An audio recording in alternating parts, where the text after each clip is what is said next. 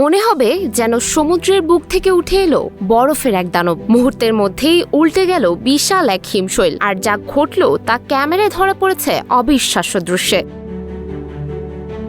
গ্রিনল্যান্ডের ইলুলিসাত আইস ফিওর্ডে ক্যামেরাবন্দী হয়েছে এক বিরল প্রাকৃতিক ঘটনা। বিশাল আকৃতির একটি হিমশৈল হঠাৎ করেই ভারসাম্য হারিয়ে উল্টে যায়। হিমশৈলটি উল্টে যাওয়ার সঙ্গে সঙ্গে সমুদ্রে তৈরি হয় বিশাল ঢেউ। চারিদিকে ছড়িয়ে পড়ে কুয়াশার মতো জলীয় বাষ্প। এতদিন পানির নিচে লুকিয়ে থাকা বরফের বিশাল অংশ তখন স্পষ্ট হয়ে ওঠে। বিশেষজ্ঞদের মতে বরফ গলে ভারসাম্য নষ্ট হলে এমন ঘটনা ঘটতে পারে। এ সময় তৈরি হওয়া শক্তিশালী ঢেউ আশেপাশে থাকা নৌকা ও মানুষের জন্য বিপজ্জনক হতে পারে। তবে স্বস্তির খবর, এই ঘটনায় কোনো হতাহত বা ক্ষয়ক্ষতির খবর পাওয়া যায়নি। সুমায়া হক তনি, নিউজ ফ্ল্যাশ 71।